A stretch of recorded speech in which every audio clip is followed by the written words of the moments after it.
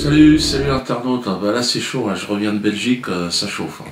Ah, le peuple est en colère, il est dans la rue, des quenelles dans tous les sens, en revenant sur l'autoroute et tout, dans les stations-service. Quenelle, quenelle. Oh, il y a eu des images extraordinaires face aux canons à eau et aux matraques des CRS, des quenelles, mais qui résistaient avec la quenelle sur le canon. Quenelle, ananas et fleurs, face à la violence. Oh, regardez, c'est extraordinaire.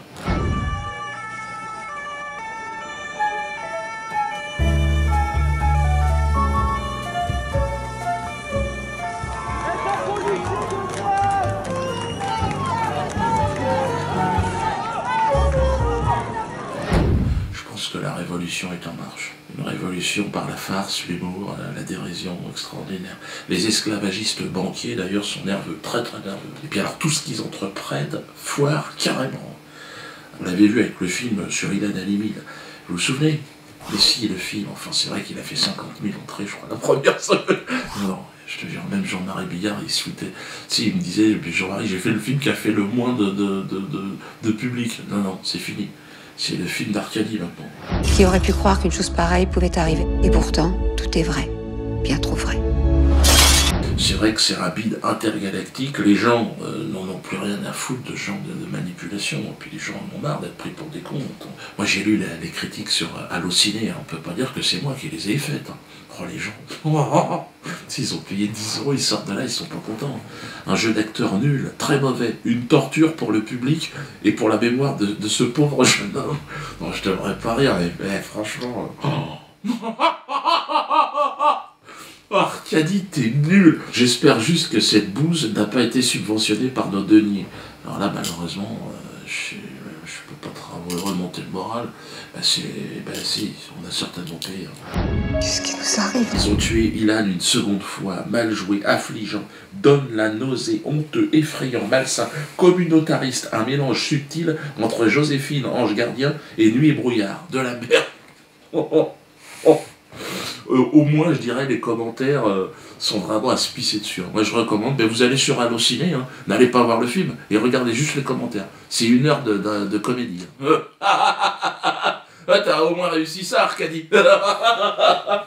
C'est vraiment de la merde, ton boulot. Il n'y a que BHL qui a aimé. Il s'est trouvé des bons esprits pour se demander si ce crime était antisémite ou pas. Ce film, je crois, démontre de manière implacable, avec une logique absolue, que ce débat n'avait pas lieu d'être, et je crois qu'il l'arbitre une fois pour toutes. Voilà, alors vous allez me dire, oui, mais Dieudo, pourquoi tu nous parles de cette daube? On s'en fout. Oui, mais parce que je suis obligé de vous en parler, parce qu'il s'est passé quelque chose d'exceptionnel la semaine dernière. Hein, l'artiste principal, le comédien Jean-Marc LB, après Tesson, vous vous souvenez, qui voulait m'exécuter en place publique. Ce type, sa mort par exécution par un peloton de soldats, me réjouirait profondément. C'est pour moi une bête immonde. Donc on le supprime, c'est tout. Je signe et je persiste. Exécuter Dieudonné, Tesson. Bon, cette semaine, après Tesson, c'est Pascal Elbé. Bon, c'est un très très mauvais comédien. Moi j'ai commencé, on avait fait un film, on est de la même génération avec, c'est Pascal ou c'est Jean-Marc, je sais plus, LB. Et ouais, il était mauvais, putain, déjà à l'époque, putain, quand on a commencé. C'est marrant, j'ai l'impression que t'es là, mais t'es pas là. J'étais une petite? Non, j'ai jamais eu de chance avec les bonnes femmes. Celle-là, elle a un mec. Il se saute dessus toute la journée. Oh, c'est dégueulasse. Ah ouais, bien sûr, c'est dégueulasse. Nul. Je me souviens un jour, on avait fait une scène ensemble, puis et à la fin, il dit alors, tout ce temps. J'ai rien dit, je l'ai regardé, on s'est plus jamais revu. Donc lui, il s'est énervé. Alors je pense qu'il essaye de faire un buzz, tu sais, comme la plupart des ratés, quoi, pour essayer de bouger un petit peu, quoi. Et puis donc tu craches à la gueule de Dieudo, bon, mais lui, c'est pas me cracher à la gueule, regardez ce qu'il a dit. Comment vous avez réagi au propos de Dieudonné? Le débat qui a divisé la société était pour moi inacceptable. En face, il y avait quelqu'un qui avait franchi la ligne rouge tellement fort, on ne doit pas se poser la question de se demander s'il faut ou pas agir, si on lui donne ou pas une rente médiatique. Il faut lui défoncer sa gueule. Lui défoncer sa gueule. Lui, il peut y aller, pas de problème, LB, il est à l'aise. Hein. C'est vrai qu'il y a de la mauvaise foi. Hein. Ruth Halimi, en plus de ça, moi, je lui avais tendu la main. Madame Bourarache, Vous vous souvenez, c'était au palais de justice, il y a la semaine dernière, on était avec Nathalie, elle a tendu la main à Ruth Halimi, elle lui a dit, venez, je pense que ce serait bien que nous qui avons perdu un être cher, eh bien, on se serre la main. Voilà. Que ce soit des barbares juifs, comme ça a été le cas, puisqu'ils étaient plus d'une demi-douzaine pour tuer Saïd Bourarache, ils sont hommicidés avec des passeports israéliens, tout ça, ou le gang des barbares, eh bien nous sommes tous victimes de ces abominations. Et Ruth Halimi, on a foutre. Ruth Halimi, c'est vrai qu'elle est décevante, elle m'a répondu en plus en me crachant en disant que j'étais responsable de la montée de l'antisémitisme en France. Ce que vous nous dites ce soir, c'est que la parole de Dieudonné, elle a pu déclencher le gang des barbares, parce qu'ils ont associé juif à argent, parce que Dieudonné le disait. C'est ce que vous nous dites ce soir. Absolument, c'est exactement cela. C'est ridicule. Il dit « je suis un humoriste », mais je suis désolée. Quand on lance des paroles très dangereuses à l'égard des juifs, mais ça veut dire il faut les tuer. C'est un message de violence absolue. Complètement péter les plombs, la pauvre vieille. À côté de ça, il y a Jacob Cohen, hein. Il y a Gilad Asmon, excusez-moi, ce sont des juifs et puis ils sont nés en Israël, et eux, le 27 mai, on sera à la main d'or. Et puis on va parler un petit peu des relations entre Dieudonné et la communauté juive. Hein. Ça, je pense que c'est important. Parce qu'il y a des gens de bonne volonté aussi dans cette communauté. Hein. Bon, LB, si j'ai bien compris, si j'ai pris bonne note, donc c'est un appel au meurtre. Hein. Parce que bon, tu parles en tant que le comédien qui joue, qui interprète le rôle. Enfin, tu fais ce que tu peux. Apparemment, tu été extrêmement mauvais. Mais tu essayes de faire un peu le père de Ilan Halimi. Personne n'y a cru une seconde. Tu veux que je te relise d'autres commentaires de... J'arrête parce que c'est humiliant. Alors sache que je te porte plainte, hein, comme avec tes sons. Hein. Prépare ton chéquier, ça va chauffer. Hein. Là, il y a plusieurs zéros qui vont derrière. Je suis obligé. Hein. Je suis désolé, LB. Déjà, non seulement ton métier, c'est n'importe quoi, t'es une merde. Et professionnel, j'entends. Humainement, t'es quelqu'un de tout à fait respectable. Hein, parce que je veux pas que tu portes tes plaintes contre moi. Tu vois, ben, j'ai l'habitude, toi t'as pas encore l'habitude, toi. Il faut pas, tu ne peux pas insulter les gens et menacer comme ça directement. Ça c'est quelque chose, il va falloir que tu te calmes. Hein? Allez Pascal, si tu veux qu'on se voit quand tu veux. Mais je pense que t'es beaucoup trop lâche, tu n'accepteras pas un face à face. Et même moi, en fait, je serai à ta place en fait en réfléchissant là. Vaut mieux pas. Enfin, quoique, hein, moi je suis prêt à discuter, sans en arriver au vent. Puis si on en arrive au vent, ce sera aussi avec plaisir. Alors, ah oui, alors ils se sont protégés apparemment, c'est pour ça qu'ils me rentrent dedans, ils se sont protégés par Manuel Valls, on ne sait pas pourquoi. Apparemment, il aurait des protections. Et sur le film, Manuel Valls serait intervenu. Apparemment, il devait tourner dans une gare, enfin, écoutez-le. Est-ce que Valls vous a mis à disposition justement des facilités pour tourner? À l'époque, la SNCF n'avait pas autorisé la location de la gare où Ilan s'était éteint. Et donc Arcadie est devenu dingue, il y a été comme un pirate, quoi qu'il arrive. Et en plus, ce jour-là, Valls était de visite, donc la SNCF n'a rien pu faire. Comme vous le savez, cette émission est également devenue une émission de promotion pour des ouvrages. Je reçois un journaliste d'investigation, Emmanuel Ratier, qui a fait une biographie sur Manuel Valls. Alors évidemment, je suis intéressé par le sujet. Bonjour Emmanuel. Bonjour Dieudonné. C'est un gros travail qui a été fait là, apparemment sur Manuel Valls et sa famille. Oula, on apprend des choses. Comment ça s'est passé ce travail que vous avez fait là? Ben, c'est 30 ans d'archives et 4 mois pour la rédiger. Avec, je crois, énormément de révélations. Vous ne croyez pas que ça va foutre la merde un peu ça? Ben, ce qui est étonnant, c'est que c'est le silence total. Aucun mot dans la presse des gros médias, rien grande télévision, rien les grandes radios, et même rien sur Internet. Ouais, ben, j'imagine, on va voir, c'est déjà les 2-3 pages que j'ai feuilletées. Il faut dire que c'est un peu gênant, parce que ça va à l'encontre de tout ce que dit Manuel Valls aujourd'hui. Et vous m'avez amené également une... merde, comment ça s'appelle ça Une clé USB. Une clé USB, excusez-moi, je suis africain. On en est encore autant. Oui, mais justement, je vous ai apporté une clé USB avec une petite vidéo qui porte sur le grand-père de Manuel Valls, dont pratiquement tout le monde ignore qu'en fait, ça a été un gros colon. Merde, une ordure, enfin... Au Sierra Leone, qui était une colonie britannique du début des années 30 jusqu'aux années 60. Ah, d'accord. Alors, on peut peut-être la regarder. Bon, on va peut-être la regarder, ouais, ça va nous donner... Ce qui expliquerait aussi l'attitude de Manuel Valls, cette haine du nègre, peut-être qu'il a, peut-être de manière culturelle, qui viendrait de son grand-père. Ce qui est certain, c'est que son grand-père a eu une influence majeure sur lui, même s'il l'a connu très jeune, mais il passait ses vacances au Tessin, et c'était son grand-père préféré. D'accord. Bon, on va regarder ça, mais effectivement, ça va peut-être nous éclairer. Là. Si on connaît un peu mieux maintenant les origines espagnoles de Manuel Valls par son père, on ignore presque tout de ses origines suisses-italiennes par sa mère, Luis Angela Galfetti. Durant son enfance, Manuel Valls a passé plusieurs étés dans le Tessin, une région italophone de la Suisse. La figure majeure, c'est évidemment son grand-père, Ugo Galfetti, dont il a été très proche durant les étés 1967 et 1968. Une personnalité écrasante et mythique, comme le raconte la mère de Manuel Valls.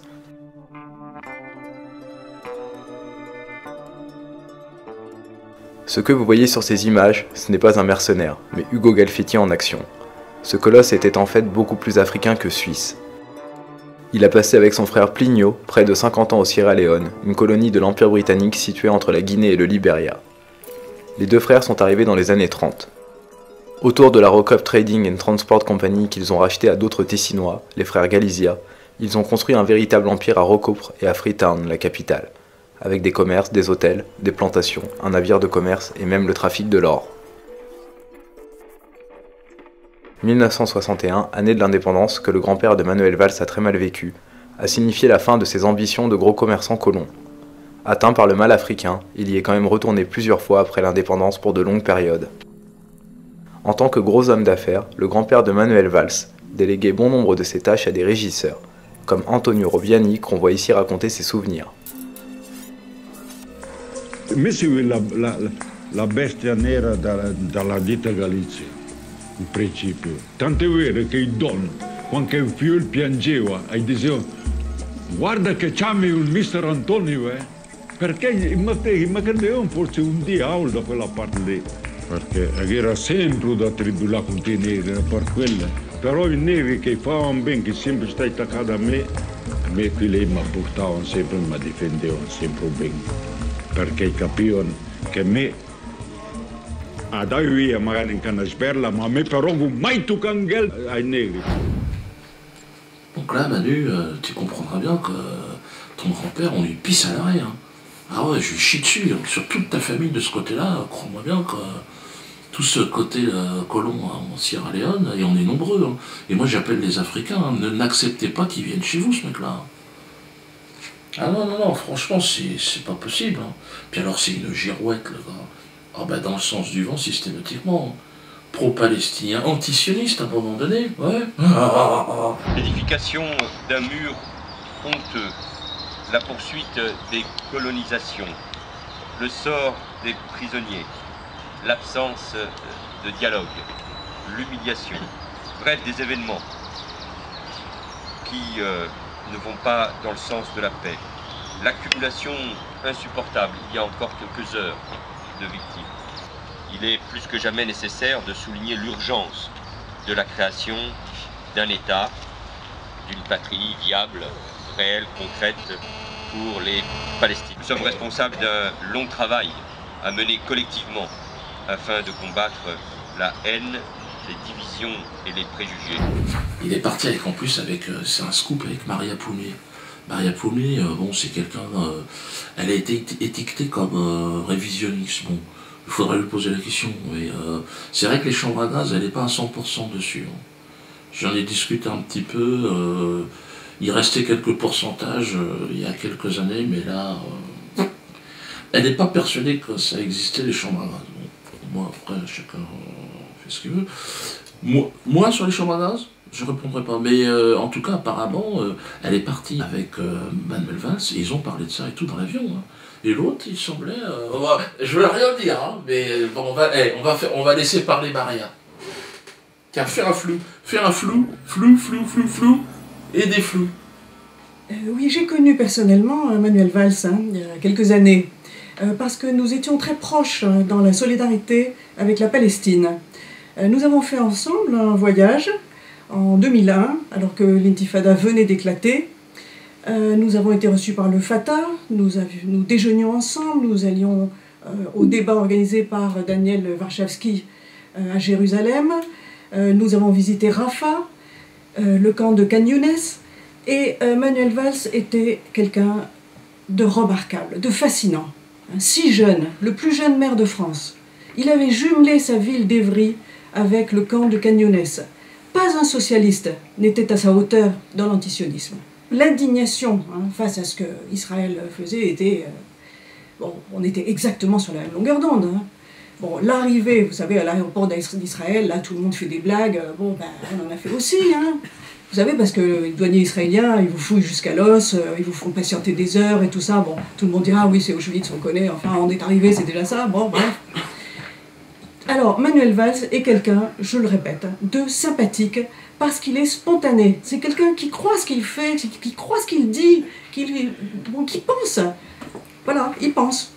Il pense. Alors forcément, avant, il ne connaissait pas Dieudonné. Maintenant, il l'a découvert. Bon, ça change des choses dans sa vie, beaucoup de choses changent. Alors maintenant, il ne connaît plus la Palestine. Il a oublié, tant pis. Dommage. Mais il a lancé quand même... il a beaucoup contribué à l'essor de la solidarité en France en 2001. L'année où personne ne se lançait encore, parce que tout le monde était terrifié par la possibilité de se faire traiter d'antisémite. Maintenant, ça marche moins bien. Mais à l'époque, il fallait être très courageux pour aller en Palestine... rencontrer les gens de Yasser Arafat. Voilà, mais il l'a fait, il l'a fait. On est dans un monde étonnant, le Premier ministre qui part avec Maria Poulet, à l'époque, bras dessus, bras dessous. Il y a des copains à lui qui vont pas aimer. Vous vous souvenez au Trocadéro quand il disait antisioniste égale antisémite, le mec était un sacré antisémite, toi. Tous ceux qui ne peuvent pas accepter que la haine se déverse dans nos quartiers au nom de la critique d'Israël, nous devons faire corps, nous devons être unis pour combattre cet antisémitisme nouveau qui est né, qui se nourrit de cet antisionisme. Moi j'y crois plus trop dans le système. Moi je suis sorti. J'ai des copains qui sont dedans, qui m'appellent de temps en temps, ils me disent oh, allez reviens. Je dis non, je reviendrai pas dans le système. Moi j'ai un pote, il arrive à s'en sortir. Bon, il me dit mon pote c'est tout bête mais il faut pas trop réfléchir. Et c'est vrai que lui il réfléchit pas du tout. Lui il rentre du boulot, il allume la télé, BFM TV. Il dit là je suis pris en charge, je suis bien. Il s'en sort bon. Médicaments à côté, suppositoires, alcool, vraiment, la complète. Non, ce qui est le plus chiant, c'est pour les jeunes. Quand tu vois le taux de suicide chez les jeunes. Une société où les enfants se suicident, c'est pas normal. Ils ont la drogue, tu me diras. Ils peuvent se raccrocher à quelque chose. Il y a quand même une main tendue de la société. Drogue-toi. Bon, c'est vrai que c'est quelque chose, ça fait partie plus ou moins de la sécurité sociale. Enfin, à peu près, quoi. Mais c'est difficile, moi je vois... Mais alors il y a l'école, tiens, on va arriver au JRE. Il y a l'école. C'est-à-dire que l'école est censée accompagner nos enfants jusqu'à 16 ans. Mais bon, ça marche plus ou moins. Moi j'ai mon fils qui a 14 ans, il ne veut plus aller. Je ne veux plus à l'école. Je lui dis, va à l'école. Il me dit, non papa, je n'irai pas à l'école. Je dis, va au moins à la récréation. Tu vois. Mais en tant que parent, tu essayes de le motiver au maximum, le gosse, ce qui est logique. Il me dit, non. Il avait son manuel d'histoire dans les mains. Bon, c'était pas sûr. Vous pouvez l'acheter, d'ailleurs, il est recommandé sur le site Diodosphère. N'hésitez pas, achetez-le en très grand nombre. Et donc mon fils, il avait son manuel d'histoire, il le jette sur la table comme ça. On était en train de manger, je lui dis, mais qu'est-ce que... il me dit, ouais, c'est de la merde. Oui, bien sûr, c'est de la merde. Mais il faut en manger un peu tous les matins, là. On a fait comment, nous, les générations avant? L'autre, il s'est enfilé un chapitre entier, l'autre, l'après-midi, de son manuel d'histoire. Classe de 3e. Voilà, je ne raconterai pas quel chapitre il s'est engurgité, il a chopé la chiasse automatiquement. De toute façon, c'est toujours le même chapitre. Et donc, je lui dis, mais non, je lui dis à mon fils, essaie de te reprendre en main.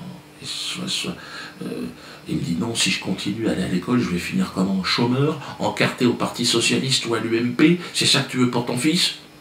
Tu sais, il s'est tapé là où ça fait mal. Moi, j'ai décidé le 12 mai prochain, je n'envoie pas mes enfants à l'école. J'en ai 5 qui sont scolarisés, ils n'iront pas à l'école. Parce qu'on leur apprend que de la merde. Là, je m'en prends pas aux instituteurs. Ah ben non, aux profs. Vous êtes des honnêtes, de toute façon, vous prenez votre billet, puis c'est tout. Puis vous avez rien à dire, les profs. Donc, ne commencez pas à la ramener, vous êtes en mission pour Jésus-Christ.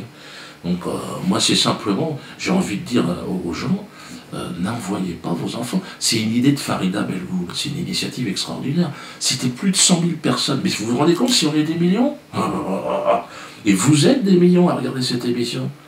Mais écoutez Farida, vous la connaissez? Bon, flou, reflou, flou, non, plus, on voit bien la masse. Flou, des flous.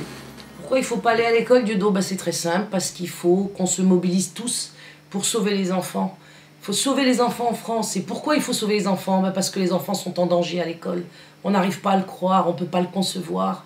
Et pourtant c'est vrai, nos enfants, nos petits frères, nos petites sœurs, ils sont en danger à l'école. Et en danger de quoi? Eh bien, on va leur proposer sournoisement, petit à petit, pourquoi pas, de changer de sexe, pourquoi pas d'adopter ce qu'ils appellent une orientation homosexuelle ou bisexuelle ou transsexuelle. On va leur insinuer ça dans leur petite tête dès le plus jeune âge. Ils veulent tous nous esclavagiser, mais cette fois-ci un esclavage nouveau, un esclavage avec notre consentement. Et il faudra qu'on soit content et qu'on cotise au syndicat de l'esclavage. Donc je vous demande, surtout les grands frères et les grandes sœurs, de vous mobiliser. Vos parents sont fatigués, ils ont combattu. Pendant le mois de janvier, pendant le mois de février, pendant le mois de mars, ils ont retiré une journée par mois à leurs enfants de l'école. Et que leur a-t-on donné en échange? Eh bien, des représailles. Le dialogue, il n'y en a pas. Il n'y en a pas avec le ministre Valls. Il n'y en aura pas avec Madame Rossignol qui prétend toujours, maintenant qu'elle est ministre de la Famille, que les enfants n'appartiennent pas à leurs parents. Alors à qui appartiennent-ils? Probablement à l'État. Pour en faire quoi? Pour en faire des esclaves sans sexe, pour en faire des esclaves sans race, pour en faire des esclaves sans religion, sans territoire ou sans racinés.